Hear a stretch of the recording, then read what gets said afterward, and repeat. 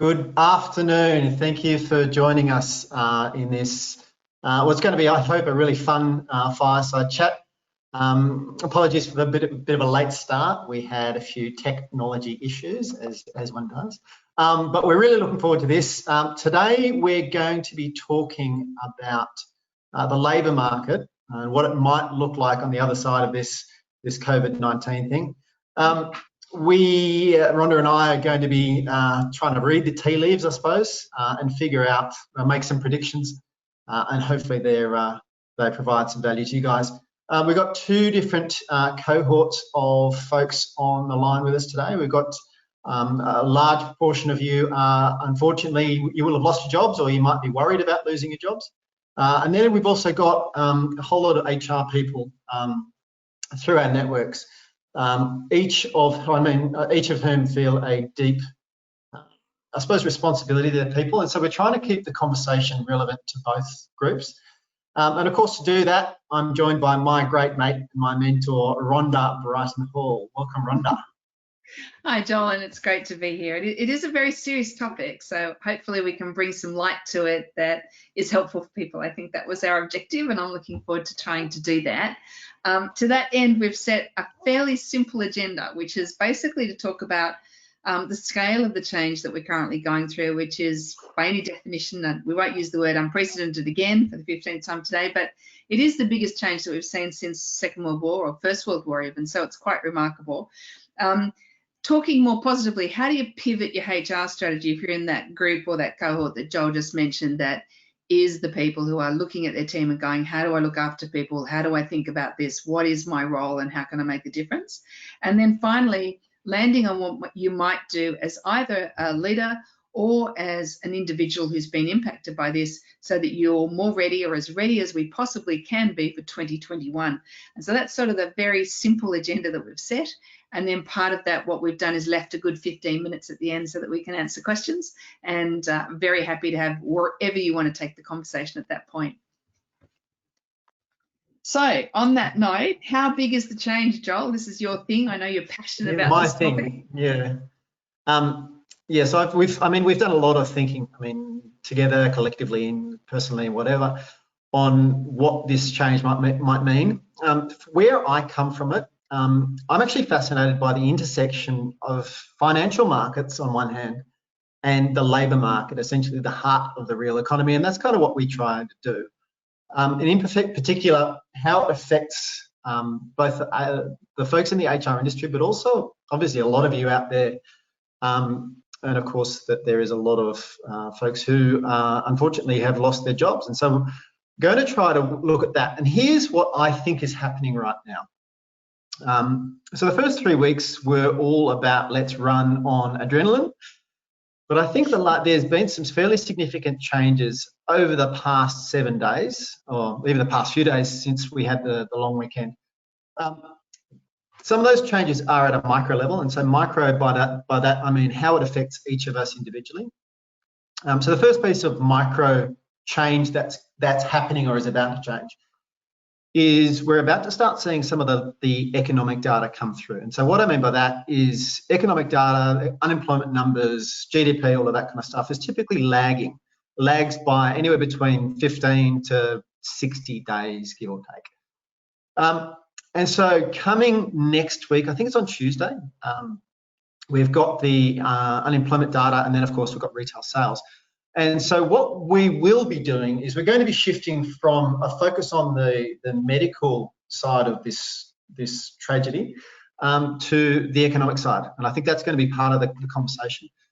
The second change that's happening at a micro level, so how it affects each of us, is I mentioned that we were for the first 3 or 4 weeks, we were running on adrenaline, and we were just trying to implement this change now. Let's go. Let's roll out remote working. And I think a lot of that adrenaline has run its course. And so now we're having to realise this thing is going to be, we're going to need to get comfortable for a while, because we're going to be here for a while. So we're now starting to see the mental wellness, and I know Rhonda's going to talk about that piece.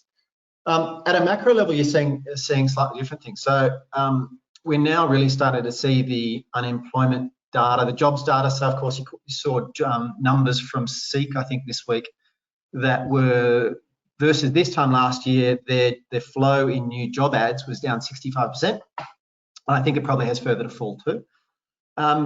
We've got the IMF the other day came out and predicted a deep recession for Australia. I don't think that's any sort of surprise whatsoever. If you think about the sectors like, I think it's retail, it's transport, it's hospitality, and those sectors collectively make up 14% of the economy, and they've basically gone zero. So there's going to be huge numbers when those figures do come out. Can we go to the next slide, Elle? What we're seeing essentially is, as Rhonda said, I think it's the most significant reallocation of labour since World War II. And can we just go to the next one as well? What I reckon we're going to see the likely responses. Elle, can we just go to the next slide? So I think what we've got 4 different responses that are going to happen. The first one is we're going to see a big focus on made in Australia. So the problem that COVID-19, or one of the problems, has been that complex offshore supply chains have been shown to be a big risk to business continuity. So we're going to be bringing a whole bunch of manufacturing onshore. The second thing I think we're going to see, and I hope to see, is a grand bargain. So by that I mean the unions and employers, I think, will have to come together and work this out together. And so that we haven't seen one of those since the 1980s with the Accord. And so I really hope we're going to see something that drives towards big productivity gains. The third I think response we're going to see is really in the way that we see our casual labour force. We've seen that the essential workers in this whole crisis have typically been the workers who've been paid the least. They've also often been treated the worst and the first to let go. So I think there has to be some sort of repricing there. And the fourth one, the Future Fund, I mean, you think you can extend it to the Reserve Bank as well. I think what we're going to see from them is they are going to be doing more in terms of building bridges, building roads, building buildings, the sorts of things that, I mean, hurt when you drop your foot on them. That's what they're going to be doing. Can I jump in just on one point? One of the things that's really interesting as we rethink the labour market, for a long time people have talked about the gig economy, and one of the interesting things about the Australian labour market, if I could just add that point, is we are the slowest uptake of the gig economy in the Western world. We are literally about 10% of the uptake in both the UK and the US. So we're very, very slow to take it up. And it's been very interesting watching JobKeeper stimulus packages come through, and people have been very adamant that, you know, we've said, well, those people are casual, so they're not included. And the whole country's gone, no. Casual work is still a job, and we want to treat it the same. We have a real reaction to insecure labour, and I think it will be a real rethink about how fast and how far we want to take that, because we actually quite like people being looked after. It's been an interesting social experiment, that one as well. Back to you. I was just going to ask you, so what are you seeing? I mean, we come at things from a very different way. I mean, what are you seeing in this whole thing? Well, I think I love the way you described it, and sort of running on adrenaline, because I think that's what people have been doing. And by virtue of some of the clients that we work with, they started working on Australia's response to this, if that was their role, or they started to be hit by it very early. So Australia's response to this started in January, even though we think of it as a late February, March thing. In January, we had a really well-oiled machine sitting in our country looking after people and deciding what to do.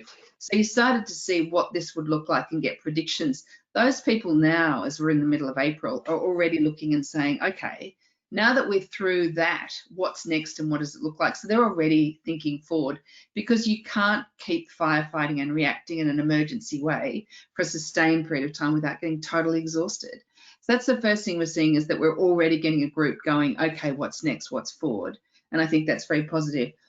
The other group is the people who were impacted first. So the hospitality industry literally saw their revenue fall off a cliff, as they say, from 1 week to the next. So they went from full 3-month bookings and everything else to literally having less than 15% of their revenue coming in. And so they were in a position where they had to respond in an emergency way long before there were stimulus packages or ideas or plans or social distancing or anything else.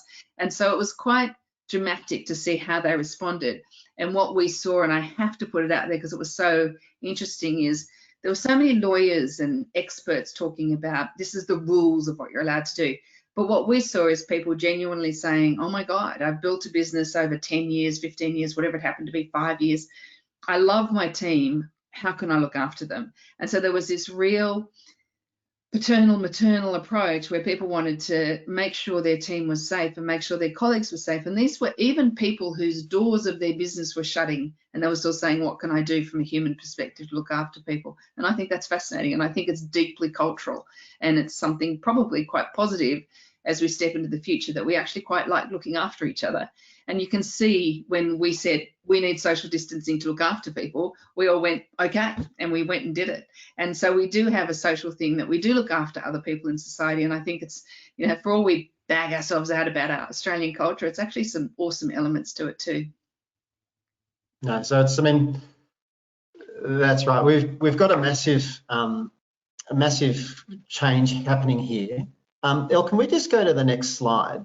Because what I want to talk about here is part of what we want, the value we want to share today, is really to start thinking about what your career might look like. But before you even worry about that, as part of this reallocation of labour, what I think you need to do is to really work out what industries are going to do okay out of this versus the ones who aren't. Now, I've got up this slide here that says winners versus losers. I mean, everything is relative. I don't think there are any massive winners out of this at all. I think it's absolutely relative. It's we'll do okay and we'll snap back relatively early versus we'll be challenged for a long time. So just to go down those, and from there, I really want to say, okay, well, if these are the businesses, the industries that are going to be doing okay, and if these are the businesses that are going to be doing okay, perhaps this is where you might want to look at the target for your jobs. So I think the winners, the first winner, and again, I'm not even sure if this is a winner, but I think we're going to see much bigger government. And so by that, I mean that previously we saw government was pushing for a lot of efficiency gains. And now we're seeing that any redundancies that government was making through the different departments have stopped. And if anything, with like some of the major employers over these past few weeks have been government. So you saw New South Wales Department of Customer Service as one example. I think, as I've said, local manufacturing is going to do okay. I saw a stat that between 2011 and 2016, over those 5 years, Australia lost over 200,000 jobs in that sector because we were moving things to lower cost production. I think what we're going to find is that given what's happened with COVID and the complex offshore supply chains falling over, I think a lot of the stuff is going to be brought back onshore. And I think there's going to be a conversation coming of what sorts of things do we need to be building here. That's one thing. Another one is going to be healthcare. For obvious reasons, we haven't invested enough. And heavy construction, so read through to that infrastructure. So you've got a massive spend already locked in for Western Sydney and Western Melbourne. You've got the airport in Sydney. And I think the other thing is you can combine those two most recent ones, the healthcare and the heavy construction. We're going to be building a lot of hospitals going forward. Technology is going to do fine. I think insurance is going to do fine because more people will realise they have risks that they didn't think about, so they're going to be insuring. Education is going to do fine unless you're a university, and I'll talk about that in a sec. I think new energy is going to do fine, so there's going to be a big shift in the way that we do energy, and those companies are going to do fine. And I think science is going to do fine as an industry, and I hope you can read through to that environment. On the loser side, there are some fairly obvious ones here. Cinemas, I think there's going to be a lot of cinemas that just don't come back. Cruise ships, I know it's not a massive employer for Australia, but and sport is going to be struggling. You've seen the damage to a lot of their balance sheets that they've taken recently. Business travel, I mean, I look at myself as an example. I am in Melbourne probably every other week, or have been over the past sort of few years, and I now know that it's okay for my customers to be talking to customers in Melbourne over Skype. Professional services is challenged. I thought that the legal industry was previously going to be doing really well because they had all of these royal commissions coming out, but I think they're going to be challenged. Residential construction is going to be really challenged. I don't think mums and dads are going to have any money to be doing renovations. So a lot of that construction, I suppose firepower will be sucked up by the infrastructure guys. Property, I think, struggles. Import, export, again, on the buy Australian made type of thing is going to be challenged. Universities have become very reliant on offshore students. They won't be coming through. Old energy we discussed. Public transport, it's a bit of a contrarian one there. I'm not sure that people are going to want to get back into a confined space again quickly. And of course, the obvious one is specialty retail. That has been really challenged. I'm sure there are others. I'm sure that there are also some that I've got wrong. But that's my predictions for some of the winners, again, relative winners, and some of the losers. And so I suppose my message to everyone is that to start thinking about when you do, if you are in a position where you need to start looking at different careers, I think some of those industries will be faster to bounce back than others. So Rhonda, what are you seeing in terms of what's going to be some of the winners and losers? Well, I think what we're seeing from either side of that graph that you showed us, which I think is the table, what we saw is the industries that were on the right-hand side, which is the industries that are in a very tough spot at the moment, will probably retain some of that. So when we talk about organisations that put teams into hibernation, albeit some of them have done it quite funnily, like we had a couple of companies who actually said, okay, I'm going to stand down this massive part of my workforce, put them in hibernation. And that's an immediate reaction. It's that adrenaline response. What do we do quite quickly? When they put them in hibernation, they actually forgot to stay connected to them. So if you stand down 1,000 people and send them home, you do need some way to talk to them. And if you cancel everyone's emails off your company email system, then you've just lost them. And so there's two sides to this. One side is those industries that went into that pressure fast and did those sorts of decisions, which some of them absolutely had to do to survive. The other part of it is, how do you stay connected to people? How do you keep them? And we're seeing that happen now. We're seeing organisations and industries like professional services that was impacted slightly slower are now saying, okay, what can we do to retain our team? Reducing people back to a 4-day week, reducing salaries by 20%, whatever it is to keep the aggregate workforce still contained and still close. So we're seeing different reactions than the emergency reactions from February and March. So that's certainly the case. The issue will be is when we talk about bouncing back, a lot of these industries, as you quite rightly described them, won't bounce back to where they were the day before it happened. They'll bounce back much more slowly, and we will do things like some of the things we've learned about working the way we're working, which is so structurally different than we've ever done before, at speed. We'll actually probably retain it. And so even though we'll love to get back to an office or a workplace where we can see our colleagues and hang together and all those sorts of things will still be important to most of us and that are going crazy working in our dining rooms and what have you, we will find that some of the flexibility that people used to balk at, they now know is okay. Like they now know themselves what it's like to work remotely. They know what it's like to work with kids around you or whatever it happens to be. And so there'll be probably a little bit of a much more open-mindedness to what levels of flexibility, things like you described, not traveling to Melbourne every second week because you don't really need to, because it's bad for the planet if you do it too much, and it's good for you and your family not to be on a plane every second day. So it's that sort of decision that we'll probably make a bit more thoughtfully than we have in the past. And so industries like travel, for example, won't go from we were going brilliantly, we went badly, we'll go brilliantly again. They'll probably do much, much slower if they come back to the same levels in the future. So certainly that's sort of what, when we're talking to clients and people we're working with, that's the conversation, is how much of our workforce will come back, at what pace, what does re-onboarding look like, what sorts of actions could we take to make that work? Yeah, and I think the other piece is, if you think about change management we've got a whole industry of change managers who are really well skilled in all the things you need to do. So you think about, you've got communications, you've got planning, you've got rolling out in small stages, you've got stakeholder management, all of that kind of stuff. And you think about what we've just done, we've done this massive change, and yet no one had a chance to deploy the change management 101 that we all know how to do. And so I suppose if you think about that first few weeks of what we were doing, the running on adrenaline piece. We've got ourselves to this place, and now it's not feeling sustainable.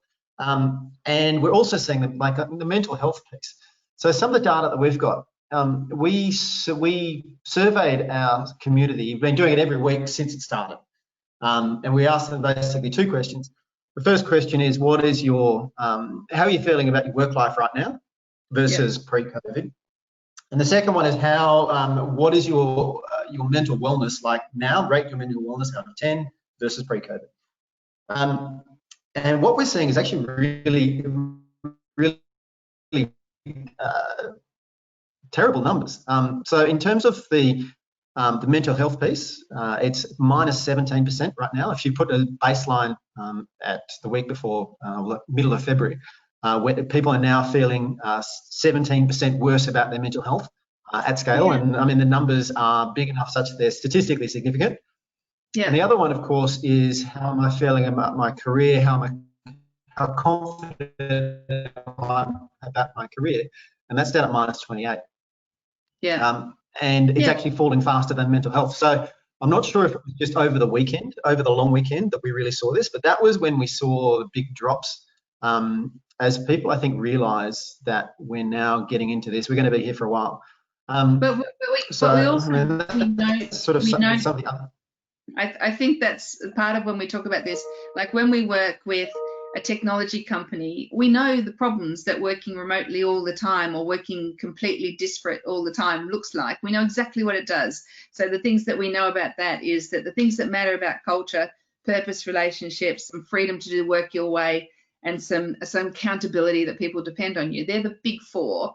And when you work away from everybody, nobody really knows what you're doing and you're not really connected. You almost need to go into that practice of working out loud where, on Slack or whatever you use as a team, you pop up, I've just done this and it's gone well, or I've done this and I'd love a hand, or whatever it is. So working out loud is one way around that.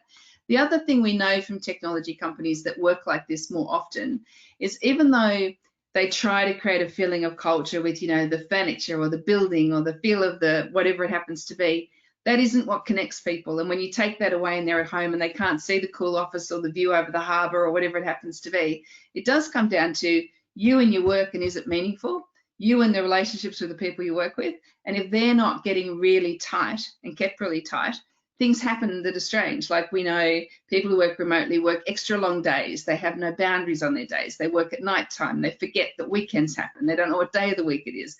All those things that it probably took everybody else a couple of weeks of working like this to suddenly go, oh my God, there's sort of, first of all, it's a joke. I don't know what day of the week it is. Then it's actually, oh my God, I don't know what day of the week it is. I really need to think about weekends, boundaries, start times, finish times, really get some boundaries to where work fits into life, and start to think about, when am I going for a walk? When am I going to hop off my chair and away from the Zoom screen and do something different? So we forgot some things that we probably do naturally, like the commute to work, the walk to the office, whatever it happens to be, is often giving us that feeling of being in society. We've lost that.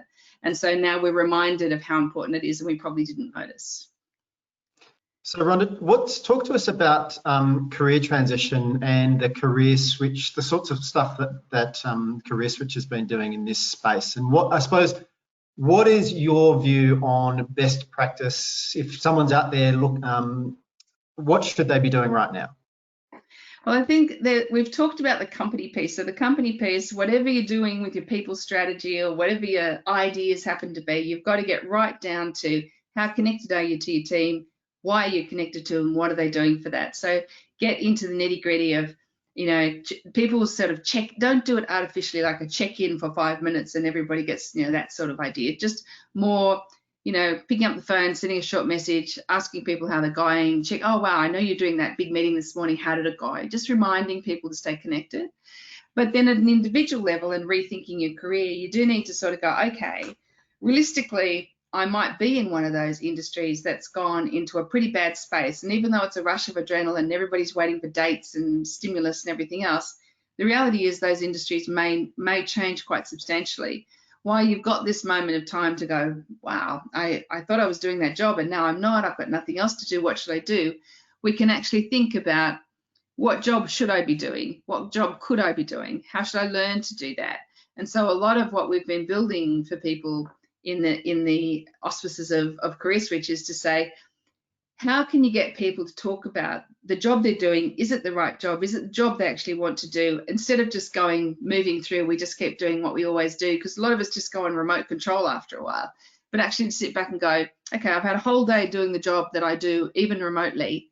Is it what I want to do? And should I be doing something else? And what is it that I love about my colleagues, about the work, about my clients, my customers? What is it? And what am I missing? And what am I not missing? And it's that sort of personal reflection. We're not talking about a yoga camp for 6 weeks. We're talking about 10 minutes a day. Just have a think and say, wow, at the end of that long day, what did I do and did I like doing it? And I think we'll see that. I think we'll see people saying, I got so caught up in being in that industry or that job for 10 years, and now I've suddenly had this pause and I'm actually don't like doing it anymore and I want to do something different. And I think that's what we'll see, this way of reflecting, reviewing, and perhaps revisiting where you want to be in the future. So I suppose it's about taking the skills you've got, but really reinventing what you want to be doing, what works for you. Yes. And being realistic, like if you in an industry that's going to downsize and be in a tough spot for a long period of time, you have to really stare yourself in the mirror and go, am I okay to be in an industry that's going to do it tough for a long time? Or am I the sort of person who needs to go and find myself a different industry to be in? And there are going to be some industries that win out of this, as you quite rightly pointed out. And it's about saying, well, let's pick one of them and I'm going to go and get myself skilled to do that. Because if I can get into those skills to do the job I actually want to do in an industry that's more secure, I've got a better future for myself and my family. It's tough choices, but this moment in time that's so painful for everybody is probably when you make the best tough choices, because you're not hanging on to anything that feels secure, because nothing feels secure at the moment. Should we go to questions from the audience? I'd love to do that. I think that would be really good. I'd love to see what's in people's heads, because we're talking to people all the time. So I'd love to hear what people would like to ask about. We've got a lot of folks on here. I see 250 or 220 something at the moment. So there's a lot of folks out there. I would really encourage people to ask questions about anything we've spoken about, whether it's from an HR perspective, whether it's an industry perspective, or whether it's just a job seeker perspective. How are you able to, I suppose, reinvent your career, reinvent what's the future for you? Rhonda, while we're waiting, do you have any more thoughts on what's going on? What does best practice look like from some of the HR folks that you're talking to? I think after we are really seeing some best practice, and we're also seeing some absolutely shocking practice. So it's bringing it to light really quickly. But the people who are doing the best job are thinking forward already. So they're saying, what actions can I take to stay connected and make this work okay, look after the well-being and what have you of my team right now? And then what should I be doing to create a better future for the not too distant future? And so they're thinking about that every day. They're thinking about which employees and which people on their team are most dramatically affected and which people on their team are actually doing okay. And they're starting to put some more care in behind the people who are in a tougher position. And you're seeing them do that at speed. And there's some beautiful examples of that. And I'm sure that there will be some really wonderful case studies as we come out of this to sort of talk about people who did that really well. And there will also be people who did nothing and didn't really know what to do and kept talking about their own experience as opposed to look after other people. And there will also be case studies, but not on the right side of history. So it'll be an interesting proposition. I think giving your team the tools, I would say that's the best practice, giving your team the tools they need to look after themselves. And that doesn't just include things that are good for you. So if you say, okay, I need my team, I've stood them down, I've whatever, hibernated them, whatever, and then I'll get them back. But you actually need them to give them some tools to look after themselves at the moment, and you need to give them some tools to actually reflect and to see what they want to do, because they may not all want to come back. And I think that's a reality as we do into the re-onboarding process. That will be one where teams have to look pretty clearly and into the organisational mirror and say, will we get our whole team back, and do we deserve them all back? Okay. Now, Rhonda, I've got some questions coming through here. I'm just going to read them out because we can't see them on the screen, but I can read them. So first question coming through, from Natalie. Can you talk more about the education sector being a winner? So if we can just go back to the slide that we had on the education, different parts of education. So I think that there's going to be a lot of change going on. So the first piece is, if we go back to what I was saying earlier about, or Rhonda was saying as well, about the massive skills reallocation across the economy. What we're going to have to say is part of that is going to be all about you need to get skills. If you want to change careers, there will often be skills that you need to gain. So I think education, in the sense of the ongoing professional education, the ones that I like, General Assembly, Academy XI, is I think if you want to get into technology. I know that there's a number of if you want to get into healthcare, there's a number of RTOs that are helping folks get into things like nursing. There's a bunch of free or nearly free things like Khan Academy is a really good one. Udemy, I myself bought a course on data science. I paid $23 or something on that. So Udemy is a good one. But I think all of that kind of professional skills that you get, continuing professional education, is going to be important. On the losers side, I think that universities have become far too reliant on offshore students, and in and of itself, that's not a problem. But when I think that students stop coming here for the whole nationalism, the whole sort of stay at home thing, I think that's going to be challenging. Yeah, closed borders. I mean, we're going to be closed borders probably to the end of the year, maybe. So that's what I'm saying essentially there. Rhonda, do you have any thoughts? Yeah, I think the education sector has also gone through a revolution in the last couple of years of how fast we can actually teach people skills and teach them differently than we used to teach them. So this idea that that's how long a TAFE certificate takes and that's how long a degree takes is actually being broken down by different ways of teaching, different gamification of education and learning, and a different way of understanding how people learn and how fast we can learn. So I think there's an opportunity, there's a revolution in the education sector to move into it. But equally, there's this revolution of the way that we teach people things, which means the move that used to be, once you're trained in that, you're there for life. You can now actually go, well, you were trained in that, you've done it for 20 years. You can actually learn something completely new and start again doing something totally different that you might actually prefer in a different stage of your life than you ever thought you'd do. And I think that that's going to come through really quickly. And you can see people picking that, whether it's private companies or the public institutions as well. Yeah. Another question here from Mayang. I suppose this one's more for you, Rhonda. Hello, Joel and Rhonda. How does remote work affect career development without much face-to-face? Remote work affects connectivity, and connectivity is the highest driver of career and sponsorship and mentorship and everything else. So yes, it has an absolute impact. And what it is about is you still have to make time. So at the moment, you still see a lot of people, like I'll say to people, how many Zoom meetings have you done with your boss by yourself or with a colleague by yourself in the last week? And people say, oh, 1 or something, but I've done 10 team meetings. You still need to find time for FaceTime with people who are close to you, one-on-one, to build those relationships, and just put them into your diary, make sure they're working, because they do stop. They stop things like networking. The networks that you've had will get much stronger. I know that the networks I'm in, we're meeting all the time, we're connecting all the time, we're having virtual drinks, all that sort of jazz.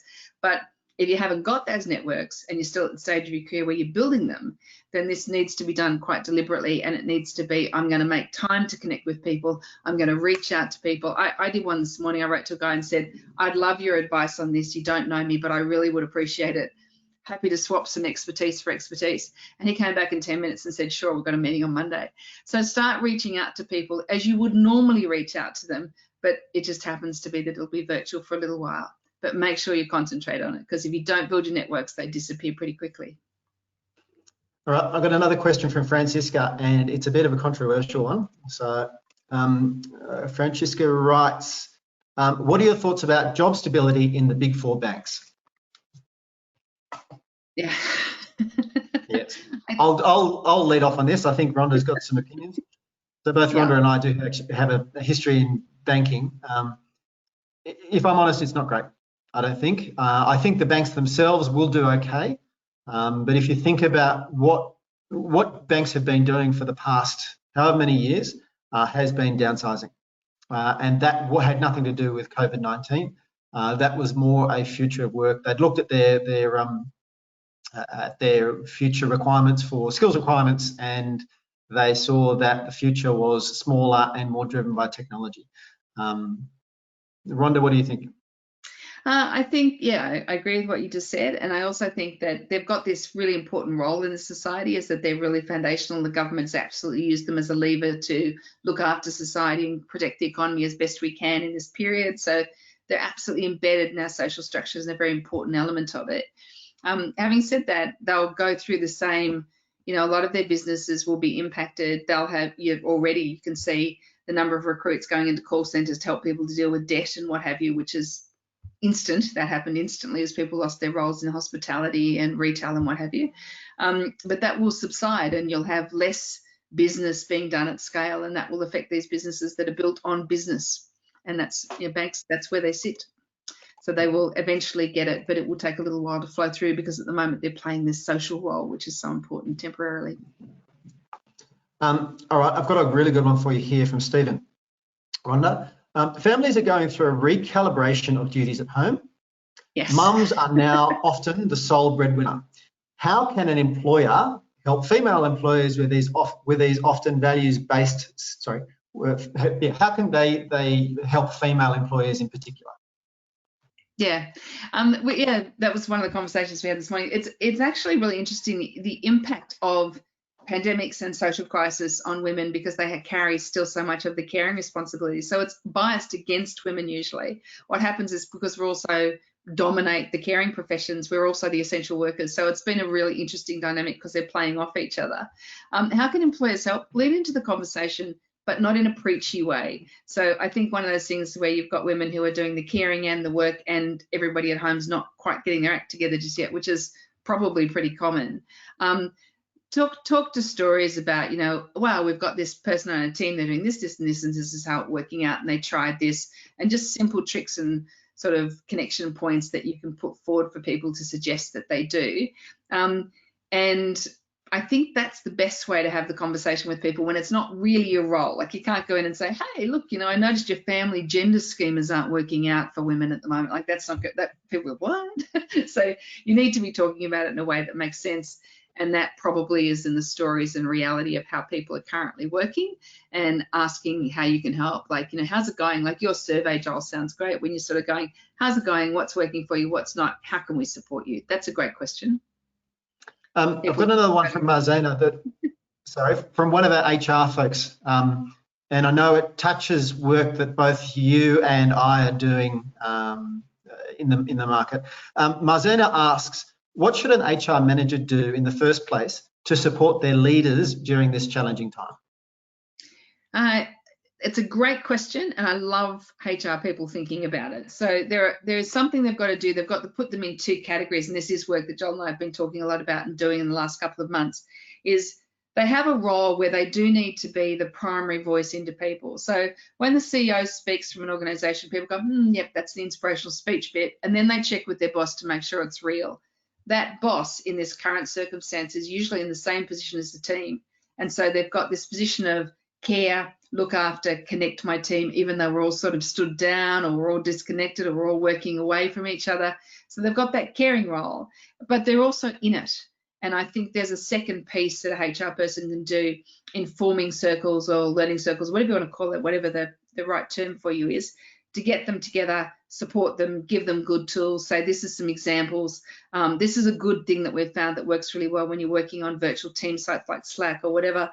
This is an idea that we've had for keeping people connected. Here's some good check-in questions, because if you're normally a busy boss running around running 5 stores of a retail business or something, and all of a sudden your connection to people is on a TV screen, you've just discounted all the strengths you have for EQ and connection. You're literally talking to someone who doesn't get to move, and it's really quite odd. So getting them to understand that they're in the same boat, looking after their own well-being, because if they're not looking after that, they're no use to anybody. So that's the role HR plays. Get those leaders together, help them understand their role has two parts. One is to stay together, stay safe, and look after each other and themselves. And secondly, look after their teams. And if you divide it up that way, I think you can be really useful to people. All right, cool. We've got another amazing question here from Mary. On the HR side, what are your ideas for those companies who will hibernate staff but want to retain the high potential talent?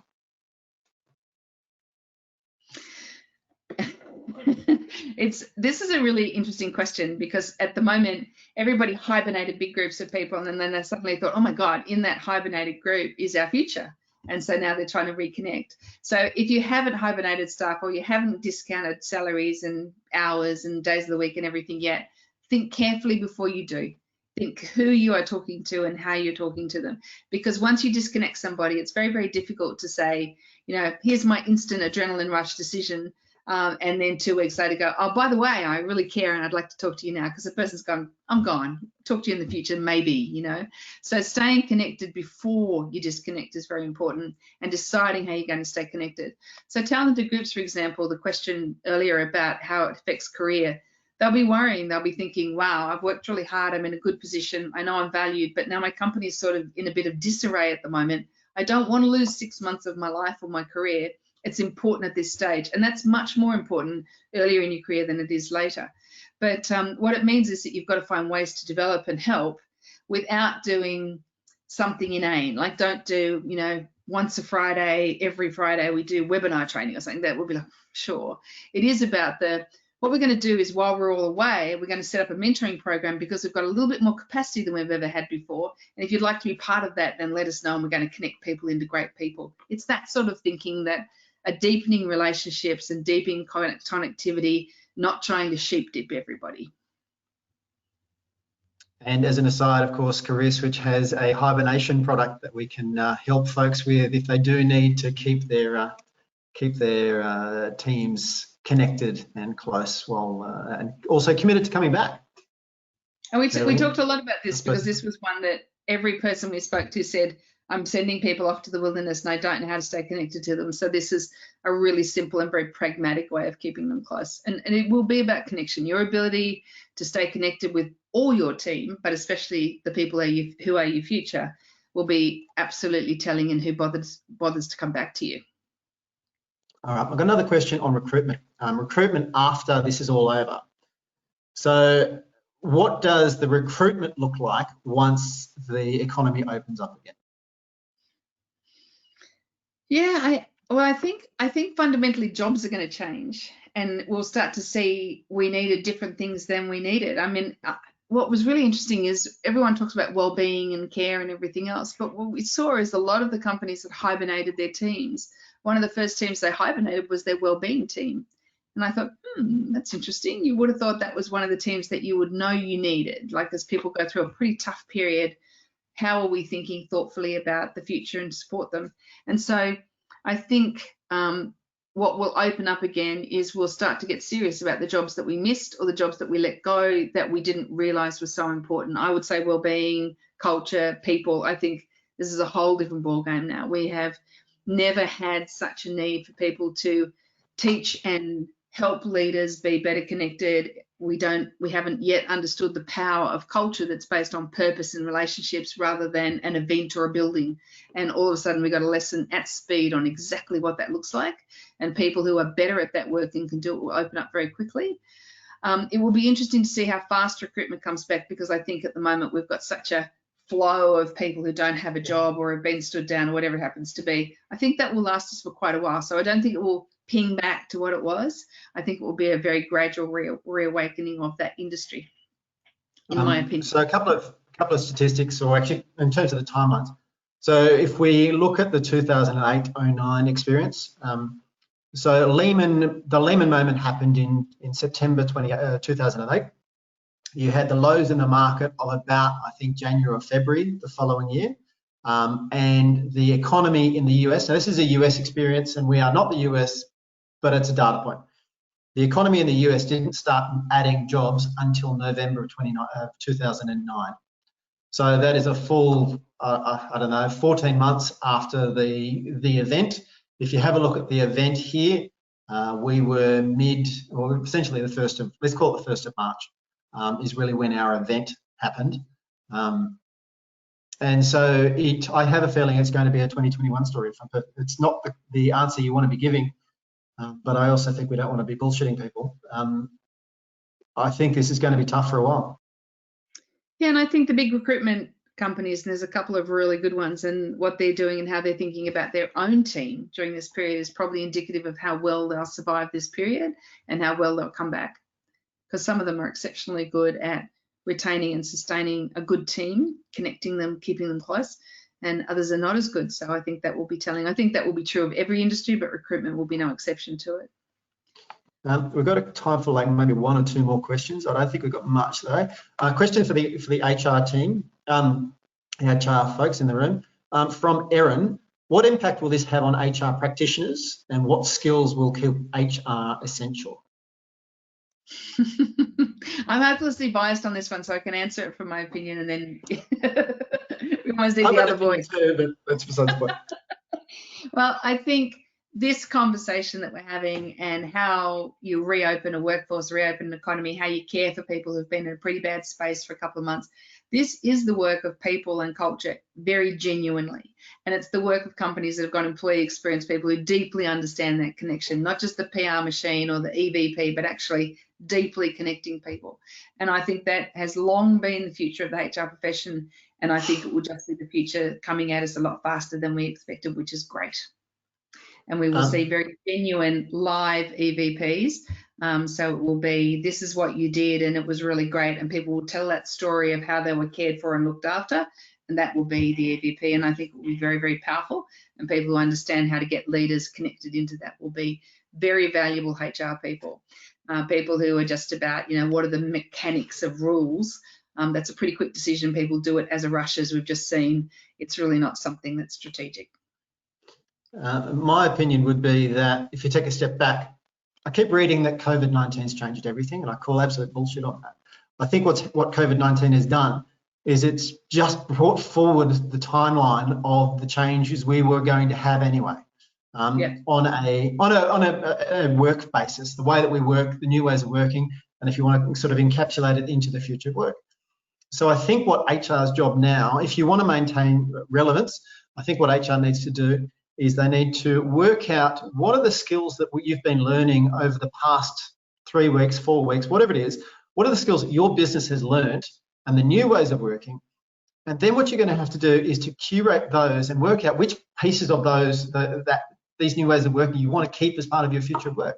Because future of work for every different business is going to be different. It's a very deeply personal response and a personal experience. And so I think HR to keep relevant needs to be saying, okay, now let's get strategic. So first we did the adrenaline sort of fueled change. Then phase 2 is all about okay, let's optimize, let's actually backfill the change management 101 that we should have done on the first place. And the next piece is going to be the strategic piece of how can you define what the future look like. So, I mean, the disaster recovery industry looks at this. They use the term build back better. So how can you build back better after this disaster and really define what future work means for your business? So that's my but I think we're going to have to end up there because I know that I like the questions. Stops at 1:30. The questions give us real optimism, don't they? They're really, really good questions that people are thinking thoughtfully. I love that. I love to see it. And the other thing is, I apologise, there are about 50 other questions that we didn't get a chance to have a look at. I suppose in that sense, very contactable. So if you've got questions you want to send us, there's our email addresses and what have you, and the team at Career Switch, which we share. And we're very, very happy to answer questions on an ongoing basis. I think this will not be an add water 1 minute, let's go. It'll be a couple of months of real hard work. And if we can all stick together and learn from each other, I think it will be great. Yep. But I mean, thanks everyone for joining us. I hope you got some value out of it. Yeah, it's a really sort of tricky topic we're looking at. It's a serious topic, but hopefully there are some sort of silver linings, and I hope we were able to illuminate some of those linings for you. Thanks for joining. It was great to see such a big crowd too. It was lovely. All right, guys. Thanks very much. It's good to see you. Good luck.